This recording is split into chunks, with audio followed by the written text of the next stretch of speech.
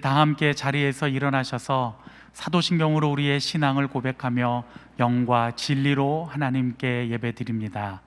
나는 전능하신 아버지 하나님 천지의 창조주를 믿습니다. 나는 그의 유일하신 아들 우리 주 예수 그리스도를 믿습니다. 그는 성령으로 잉태되어 동정녀 마리아에게서 나시고 본디오 빌라도에게 고난을 받아 십자가에 못 박혀 죽으시고 장사된 지 사흘 만에 죽은 자 가운데서 다시 살아나셨으며 하늘에 오르시어 전능하신 아버지 하나님 우편에 앉아 계시다가 거기로부터 살아있는 자와 죽은 자를 심판하러 오십니다. 나는 성령을 믿으며 거룩한 공교회와 성도의 교제와 죄를 용서받는 것과 몸의 부활과 영생을 믿습니다. 아멘.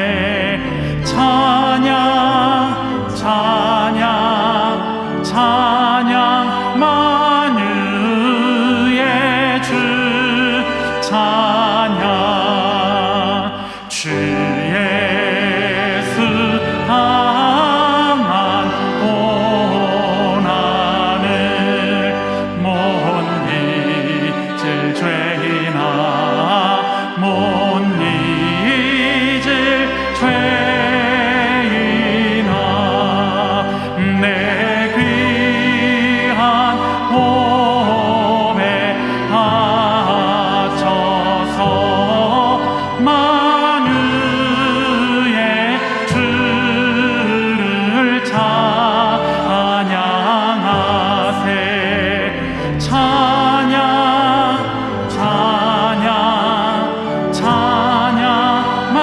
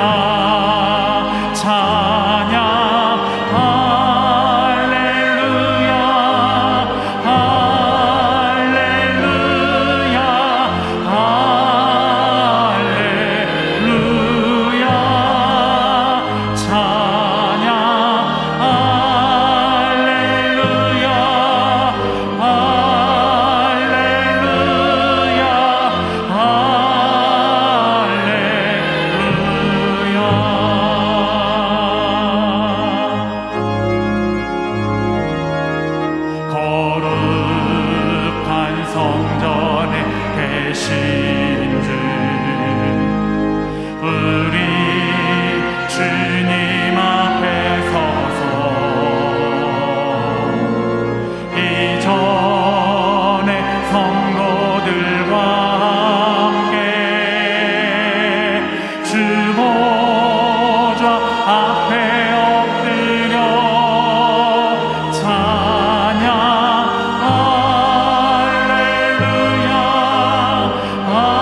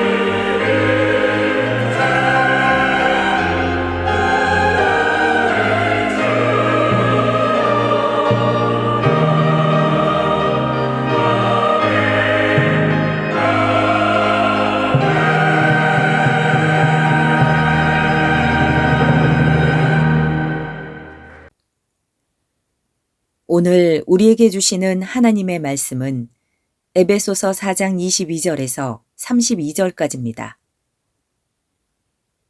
너희는 유혹의 욕심을 따라 썩어져가는 구습을 따르는 옛사람을 벗어버리고 오직 너희의 심령이 새롭게 되어 하나님을 따라 의와 진리의 거룩함으로 지으심을 받은 새 사람을 입으라. 그런즉 거짓을 버리고 각각 그 이웃과 더불어 참된 것을 말하라. 이는 우리가 서로 지체가 됨이라. 분을 내어도 죄를 짓지 말며 해가 지도록 분을 품지 말고 마귀에게 틈을 주지 말라. 도둑질하는 자는 다시 도둑질하지 말고 돌이켜 가난한 자에게 구제할 수 있도록 자기 손으로 수고하여 선한 일을 하라. 무릇 더러운 말은 너희 입 밖에도 내지 말고 오직 덕을 세우는 데 소용되는 대로 선한 말을 하여 듣는 자들에게 은혜를 끼치게 하라. 하나님의 성령을 근심하게 하지 말라. 그 안에서 너희가 구원의 날까지 인치심을 받았느니라. 너희는 모든 악독과 노함과 분냉과 떠드는 것과 비방하는 것을 모든 악의와 함께 버리고 서로 친절하게 하며 불쌍히 여기며 서로 용서하기를 하나님이 그리스도 안에서 너희를 용서하심과 같이 하라. 이것은 주님의 말씀입니다. 아멘. 오늘 제가 제목을 벗고 입고 살아가기라 그렇게 붙였습니다. 오늘 사람들의 최고의 관심사 뜻은 성공하는 거예요. 성공할 수만 있다면 이게 소망입니다. 성공이라는 것 때문에 사람들이 매일같이 긴장하고 또 더 나가서 또 피곤하기도 하고 신경을 많이 쓰며 살아갑니다. 근데 성경을 보면 성공하라는 말은 안 하셨어요. 그보다 더 소중한 것들이 있기 때문에 그럼 더 소중한 것이 뭐냐 하면 어떻게 살아가냐. 그게 더 소중한 거죠. 그 삶의 내용에 따라서 성공도 주어지고 실패도 주어지기 때문에. 그래서 오늘 성경을 보면 우리 신앙인들이 세상에서 살아가는 삶의 방법과 내용을 제시를 해 주셨습니다. 오늘 본문을 보면 구습을 쫓는 옛사람을 벗어버리고 구속함으로 지으심을 받은 새 사람을 입으라 이렇게 말씀을 해요. 에베소서 4장의 주제가 새로운 삶입니다.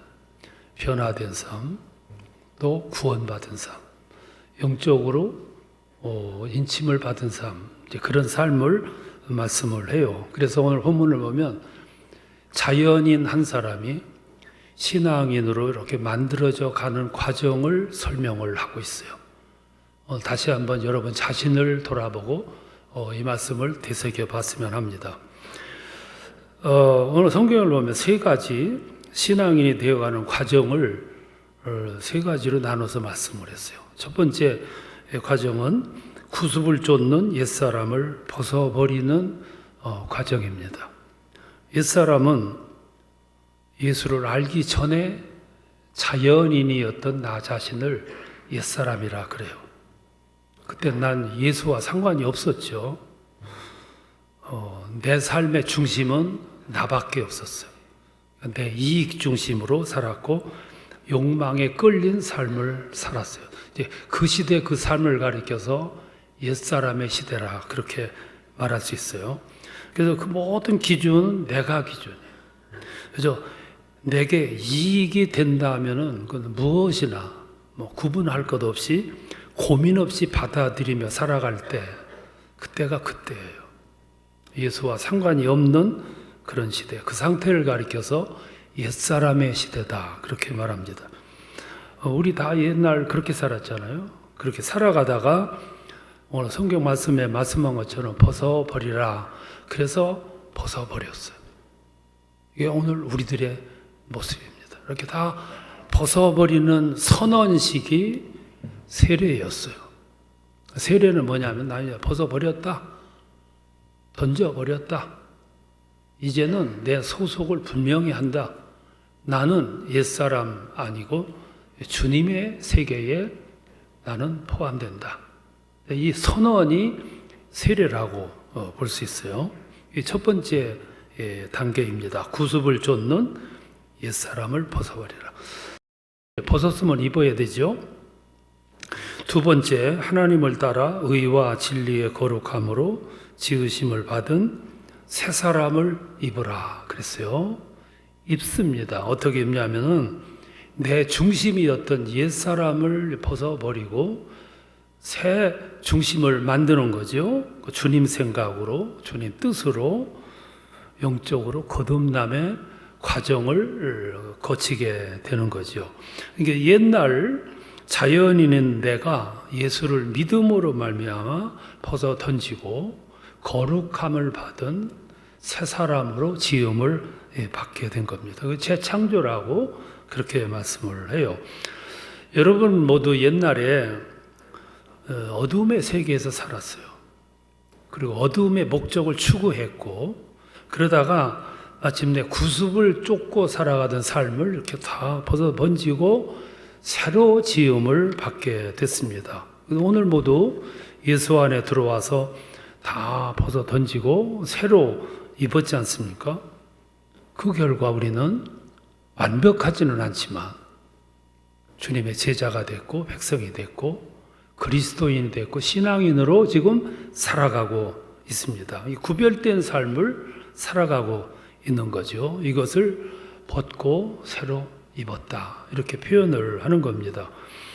새 옷을 입은 사람은 꼭 필요한 삶의 덕목이 하나가 있어요. 그게 뭐냐면 고백하는 삶이에요. 이 고백은 세 부분의 고백이 됩니다. 먼저 내 자신에게 고백을 하는 거예요. 나는 주님의 제자다. 이제는 나는 주님 편에 섰다. 두 번째는 주님을 향해서 고백하는 거예요. 나는 주님의 자녀입니다. 주님의 제자입니다. 그 세 번째는 세상에 고백하는 거예요. 누구든지 나를 괴롭히지 말아라. 내 몸에 예수의 흔적을 가지노라. 나는 이제부터 예수만 알기로 작정하노라. 이게 사도 바울의 고백이에요. 만인에게, 세상 사람들에게 고백하는 거죠. 이렇게 고백하면은 소속이 분명해져요. 나의 아이덴티티, 나의 고유한 영역이 생기는 거죠. 나의 자존감이 생기는 것이고, 그리고 나의 주인이 생기는 거예요. 굉장히 중요해야 합니다. 여러분, 살아가면서 고백이 소중해요. 이 고백에 따라서 내가 누구 편이냐가 결정이 되고 나의 값이 결정이 되는 거죠. 남자 친구가 오랫동안 사귀다가 어느 날 나 너 사랑해. 그러면 그 순간부터 연인으로 발전하는 거예요. 과정이 달라져요. 가치가 달라지고요. 나의 소속이 달라지는 거죠. 우리가 살아가면서 고백은 그런 중요한 역할을 하게 됩니다. 오늘 우리 신앙인들이 세상에 나가서 나는 주님의 제자다. 딱 고백을 해놓으면 든든해져요. 흔들림이 없어요. 오늘 그리스도인들이 나가서 이렇게 고백하는 것을 두려워해요. 그래서 흔들림이 많아. 자기 정체성도 약해져요. 그렇게 고백을 하지 않으면 편하게 살 수 있을런지는 모르지만 내적으로 갈등이 많아요. 소신이 스지를 않아요. 고백하는 것이 참 중요합니다. 그래서 벗고 입고. 세 번째는 벗고 입었으면 입은 사람으로서 고백한 사람으로서 살아가야 돼요.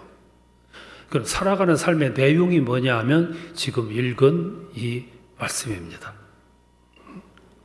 25절부터 보면 거짓을 버리고 이웃과 더불어 참된 것을 말하고 분내지 말고 도적질하지 말고 그리고 가난한 자를 구제하고 더러운 말은 입 밖에도 내지 말라. 이게 삶의 내용이에요. 또 31절에 보면 모든 악독, 노함, 분냄, 비방을 금지하고 32절 서로 친절하고 불쌍히 여기고 서로 용서하기를 하나님께서 나를 용서하심같이 너희도 용서하라. 이것이 고백한 사람, 옷을 새롭게 입은 사람들이 살아가야 할 삶의 덕목이라 이렇게 볼 수 있어요. 그러니까 옛사람을 벗어버렸고 그리고 새로 입은 옷을 입은 신앙인들이 살아가야 할 내용이라고 볼 수 있어요. 근데 여기에 문제가 하나 있어요. 그거는 이렇게 딱 보자마자 질려버리죠? 불가능 이야기만 이제 써놨어요. 내가 할 수 없는 것들만 써놨어요. 그리고 지키라고 성경에 말씀을 하기 때문에 어려움이 오는 거예요. 그러면 성경은 할 수도 없는데 왜 하라고 했냐? 성경에 나오는 말씀은 다 어려워요. 모든 계명들, 법을 보면 불가능한 것들이에요. 근데 우리들 보고 하라고 그랬어요. 그래서 여기에 꼭 필요한 훈련이 필요합니다. 이걸 할 수 있는 훈련이 필요한데 이 훈련 영역이 세 가지예요. 이 세 가지를 하게 되면 할 수가 있는 거죠. 첫 번째 훈련 덕목이 뭐냐면 성령께 의존하라. 이게 방법 가운데 하나. 이 내용을 보면 불가능한 조건들인데 성경은 분명히 하라고 그래요. 왜 그러냐면 성령의 도우심이 전제되어 있기 때문이에요. 여러분 꼭 아셔야 됩니다. 성경에서 우리에게 제시하는 것들이 어려워요. 그럼에도 하라고 그래요. 근데 거기에는 전제가 있어요. 내가 도와주겠다. 이 전제지요. 그래서 30절에 보면 성령을 근심케 하지 말라 그랬는데 이 말은 무슨 말이냐면 왜 해보지도 않고 포기하냐? 내가 뒤에서 도와줄 텐데 왜 상의하지 않냐? 그리고 왜 불가능하다고 생각하고 옛날 살아가던 식 그걸 버리지 못하고 그대로 살아가냐? 이게 그런 뜻이거든요. 내가 도와줄 거야. 걱정하지 마라. 나하고 상의해. 이게 성령 의존하는 생활이죠. 여러분 성경을 보면 다 어려워요. 어려운데 하라고 그러시거든요. 특별히 애굽에서 살아가는 이 백성들에게 가나안에 들어가라 그래요. 불가능한 얘기죠. 가나안에 들어가려면 애굽을 탈출해야 되고 홍해를 건너야 되고 광야로 가르질러 해야 되고 수많은 적과 싸워야 되는데 우리가 무슨 능력 가지고. 근데 가라고 하시는 말씀은 배후에 내가 너와 동행할 거야. 그게 전제되어 있는 거예요. 여러분 전쟁이 일어나잖아요. 그러면 사사를 하나 불러가지고 나가 싸워. 그 말은 내가 너와 함께 해서 이기게 할 거야. 그거거든요. 하나님이 모세에게 목말라 물 달라고 하는 백성들을 향해서 야 반석을 쳐. 그리고 반석을 향하여 물을 내라 명령해라. 불가능한데 명령하시거든요. 그 명령 배후에는 전제가 깔려 있는 거예요. 내가 줄 거야. 이기게 할 거야. 물을 내가 줄 거야.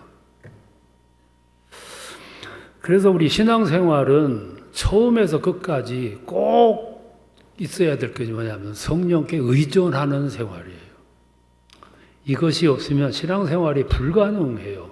첫 번째가 성령 의존 생활이에요. 두 번째는 마음 관리입니다.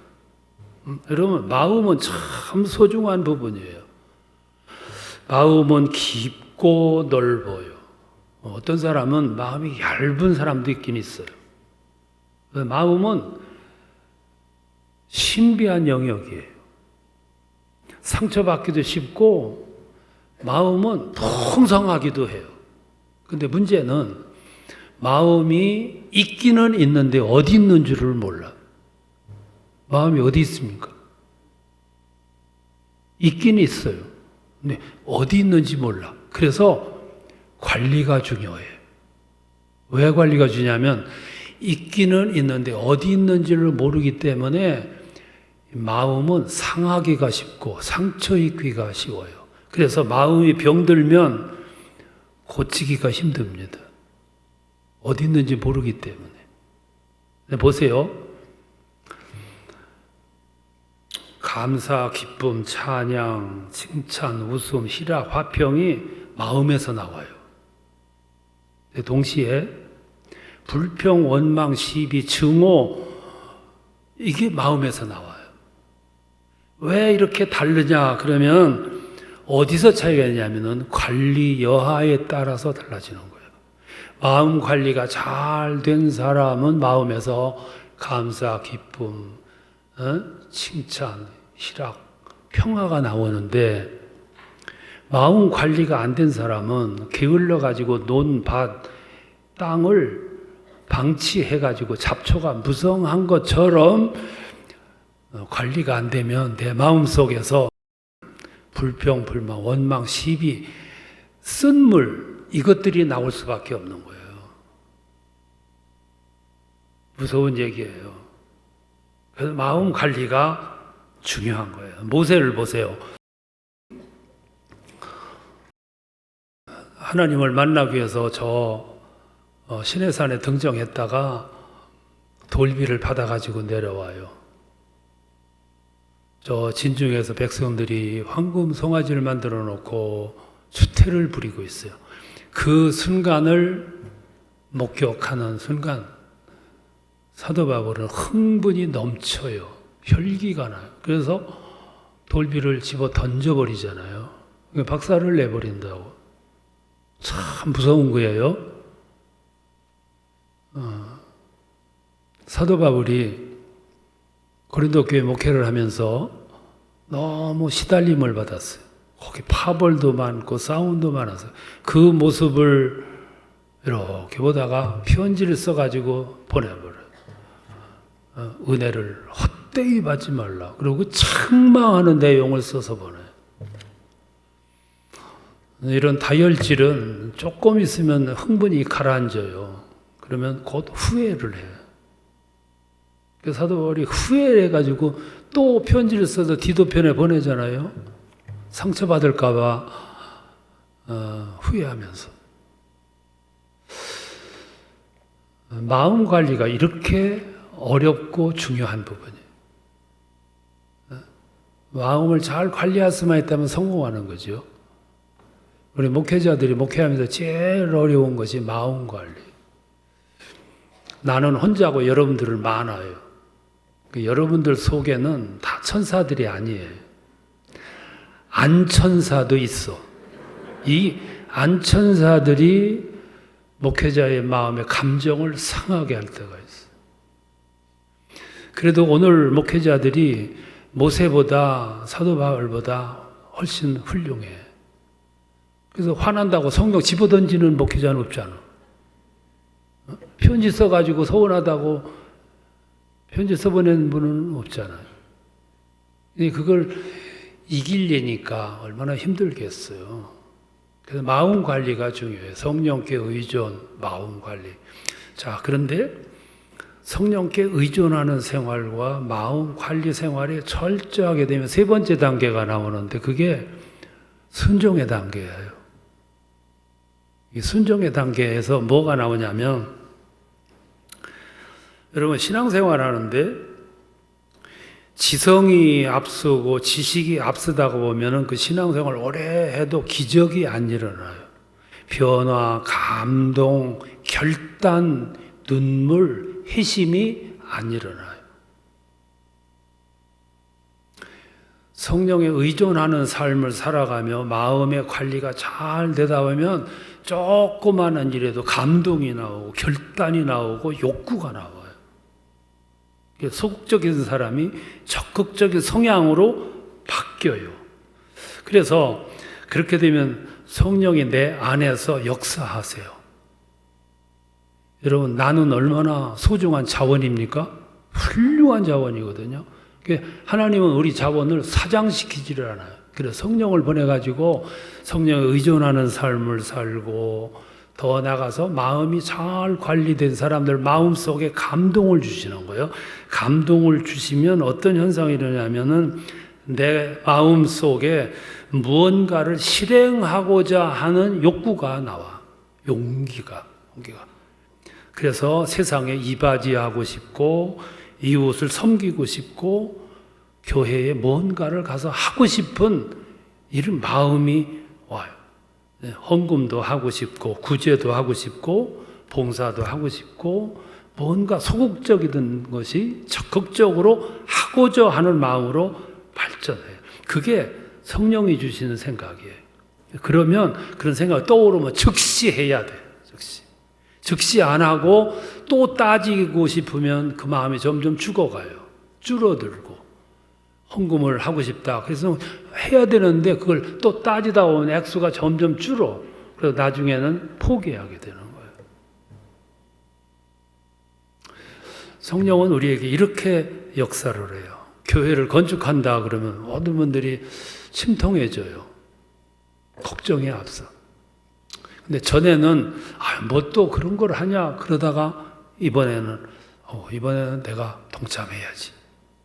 선교지를 위해서 뭘 한다 그러면 이번에는 내가 동참해야지. 이게 이렇게 성향이 바뀌어지는 거죠. 그러니까 내 생각이 아니에요. 그것이 성령께서 나에게 제시하는 길인 거죠. 방법이고 차원으로 바뀌어지는 거예요. 뿐이에요. 내 마음속에 어느 순간부터 다짐하게 되고 각오하게도 돼요. 그것도 성령께서 내 마음을 움직이시는 거죠. 그래서 그냥 생각 없이 살던 어떤 아빠가 좋은 아빠가 돼야지. 이게 어느 날 갑자기 생긴 마음이에요. 이게 또 보세요. 직장인들이 어느 날 마음속에 새로운 마음이 떠올라. 이 직장도 하나님이 내게 주신 일터야. 그러면 달라지는 거예요. 응? 교사가 아이들을 이렇게 가르치다가 습관적으로 하다가 어느 순간 이게 하나님이 나한테 맡겨주신 아이들이야. 이 마음이 확 드는 순간 뭐가 나오냐면은 천직의식이 발동되는 거예요. 하나님이 나에게 특별히 맡겨주신 천직이야. 얼마나 소중하게 바뀌겠어요? 옛 습관 때문에 길들여져 가지고 끊기가 어려웠고 해결하기가 어려웠는데 어느 순간 그래도 끊어야 돼. 해결해야 돼. 이 쓴뿌리를 뽑아야 돼. 그 순간부터 스무스하게 풀려나가는 거예요. 그러니까 나의 삶이 바뀌어지는 거고 내 삶의 주변에서 역사가 일어나는 거예요. 또 이렇게 생활하다 보면 성령께서 잘 조절된 내 마음속에 또 생각을 주시는 거예요. 내가 좋은 이웃이 되주는 거죠. 여러분 좋은 이웃을 만나는 것도 복이지만 내가 좋은 이웃을 되주는 것도 축복이에요. 그것도 성령께서 내게 주시는 아이디어죠. 믿어주는 것도 얼마나 큰 축복이에요. 내가 저를 믿어주고 저 사람이 나를 믿어주는구나. 그것이 삶으로 나오는 거죠. 여러분 돈 좀 있는 분들은 큰 꼽을 쳐가지고 그걸 어떻게 더 살려고 발버둥 치면은 비참해지는 거예요. 돈이 있고 내가 건물이 있으면은 전세금을 주고 월세를 줄 때 좀 깎아주는 거예요. 내가 이 집이 있고 또 한 집이 있어요. 그러면 월세를 주고 전세를 줄 때 좀 깎아줬어요. 얼마든지 할 수 있거든요. 그러면 그 사람들의 삶이 엄청나게 변화되고 그 사람들의 변화가 세상 변화로 이끌어지는 거예요. 여러분 월세를 깎아줬어요. 그러면 그 사람들의 생활이 훨씬 윤택해지잖아요. 생활이 윤택해지면 얼굴이 표가 나요. 화평이 돌아. 화평이 돌면 그 사람들의 가정 속의 관계가 새로워져요. 웃음이 나와. 행복함이 나오고 그러면 그 웃음과 행복함이 주위로 퍼지는 거예요. 퍼지면은 그 주위가 새로워지는 거거든요. 우리 그리스도인들은 예수를 알게 된 것이 복 중에 최고의 복이에요. 그 덕분에 우리는 구원받았고 하나님의 자녀가 됐고 천국을 선물로 받았어요. 그럼 그것으로 다냐? 아니거든. 우리들에게 몫이 주어졌어요. 그 몫이 오늘 읽은 성경에 나와 있는 말씀. 이것을 시행하려고 해보니까 불가능이야, 불가능. 그래서 해야 되는 것이 뭐냐면 성령께 의존하라는 거예요. 그분과 상의하고 의존하고 의탁하고 기대고. 나는 할 수 없지만 그분은 할 수 있거든. 의존하라. 더 나아가서 그 의존하고 더 기다리기만 있는 게 아니고 내 마음의 세계를 관리하는 거예요. 건강하게. 내 마음이 소중하듯이 내 마음도 소중하기 때문에 내 마음도 관리해야 되지만 내 마음에도 관리를 해줘야 돼요. 상처받는 이야기나 상처받는 대화가 없어야 되거든. 그리고 그렇게 되면 순간마다 내 마음속에서 성령이 나를 놔두지를 않아요. 사용하시려고 이 생각 저 사람과 자꾸 보내시거든. 그때마다 그거를 따지고 또 그러면 없어져 버려요. 그때마다 즉시 행하는 거야. 그러면 여러분들의 인생은 여러분들의 인생이 아니고 우리 주님이 핸들하시고 경영하시고 움직이시는 인생을 살아가시게 되는 거야. 그게 이 땅에서 지금 살아가는 옛날 구습을 집어 던지고 새로 입고 살아가는 신앙인의 삶이에요. 그 자체가 복이고 은혜이고 그 자체가 하나님이 함께 하시는 삶이고 그 영역이 하나님의 영광이 빛나게 드높아지는 세계가 되는 겁니다. 오늘 이렇게 살아가는 것이 신앙인의 삶이에요. 그런 축복이 함께 하시기를 축원합니다.